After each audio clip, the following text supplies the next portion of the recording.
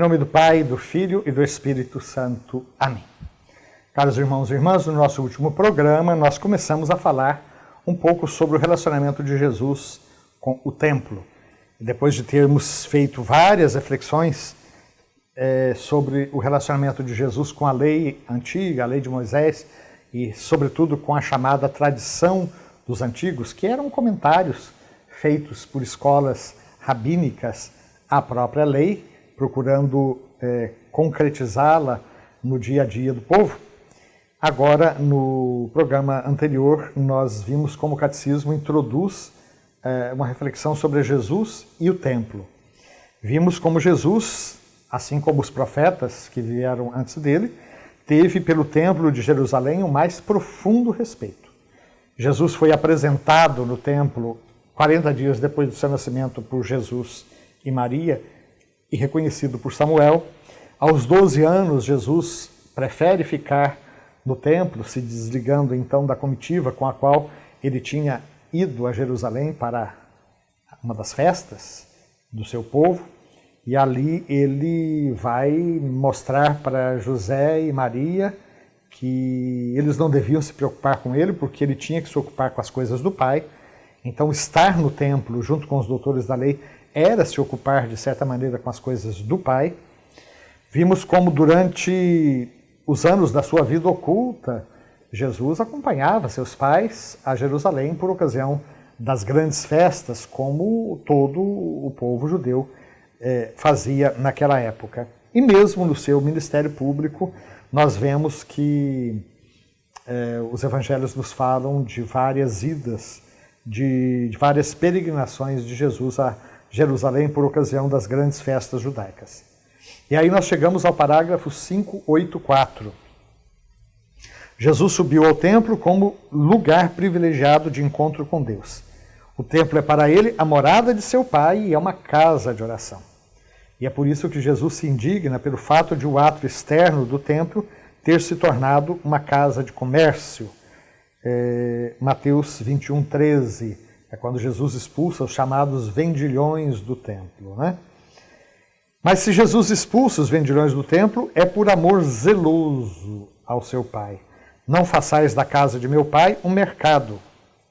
Seus discípulos lembram-se do que está escrito: o zelo por tua casa me devora.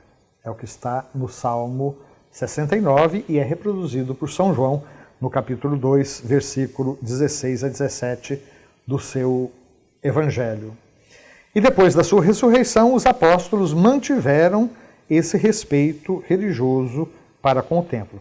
Podemos ver isso, por exemplo, nos Atos dos Apóstolos, no capítulo 2, versículo 46, 3, versículo 1, 5, versículos de 20 a 21, e várias outras passagens em que os apóstolos, eles continuavam, como bons judeus que eram, a frequentar o templo depois da ressurreição do Senhor. Parágrafo 585. No limiar de sua paixão, Jesus, no entanto, anunciou a ruína desse esplêndido edifício, do qual não restará mais pedra sobre pedra. Isso está em Mateus 24, de 1 a 2. Jesus andando com seus apóstolos pelo templo, e os apóstolos, admirados, dizem: vê, Senhor, essas construções e essas pedras, que maravilha. E aí Jesus vai dizer: vocês estão admirados, mas eu vou dizer para vocês que virão dias em que tudo isso aí vai ser destruído, não ficará pedra sobre pedra. E de fato, a gente vê que o templo de Jerusalém foi realmente destruído depois da revolta, de uma revolta contra os romanos, e ele nunca mais foi reconstruído. A partir da primeira rebelião e depois da segunda, já no começo do século II, simplesmente os judeus passaram para a diáspora e só retornaram a Israel agora, recentemente, como um dos desdobramentos da Segunda Guerra Mundial. Então, certamente, quando Jesus fala de que não haverá pedra sobre pedra, o nosso catecismo lembra de que aqui é o anúncio de um sinal dos tempos finais, que vão se ter início com a sua própria Páscoa. Mateus 24, 3. Agora, essa profecia sobre a destruição do templo, ela foi erroneamente relatada por testemunhas falsas. No momento do interrogatório de Jesus diante do sumo sacerdote, essas testemunhas falsas atribuíram a Jesus uma afirmação de que ele iria reconstruir. O templo seria destruído, mas disseram inclusive que ele iria destruir o templo e iria reconstruí-lo 3 dias depois. Então, essas falsas testemunhas quiseram usar dessa ideia, dessa notícia, dessa fake news daquela época, né, para incriminar Jesus.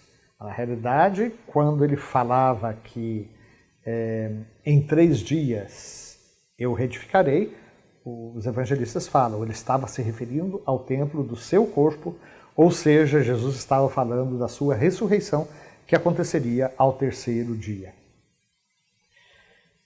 Parágrafo 586. Longe de ter sido hostil ao templo, lugar, aliás, em que ele ministrou uma parte essencial do seu ensinamento, Jesus fez questão de pagar, por exemplo, o imposto do templo, associando nesse ato São Pedro, porque perguntaram para Jesus se os seus discípulos pagavam o imposto do templo, que era uma espécie de contribuição, né, que todos os judeus tinham que fazer para a manutenção do templo. E Jesus, sim, através de um milagre, de uma pesca milagrosa, em que o peixe já vem com a moeda no seu ventre, né, ele paga o imposto juntamente com São Pedro. E é interessante que isso acontece pouco depois de Jesus ter confiado a Pedro o poder das chaves, ou seja, de ter colocado Pedro como fundamento da sua futura igreja. Mas ainda é uma coisa importante lembrar que Jesus se identificou com o templo ao se apresentar como a morada definitiva de Deus entre os homens.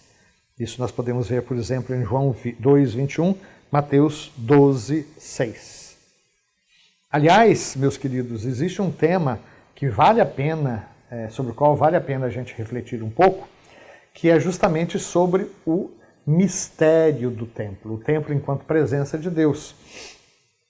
Nós podemos perceber que antes de Salomão havia, e sobretudo durante o período do deserto, né, havia um santuário itinerante, a tenda do encontro, a tenda da reunião, juntamente com o tabernáculo também itinerante, que era a Arca da Aliança, né?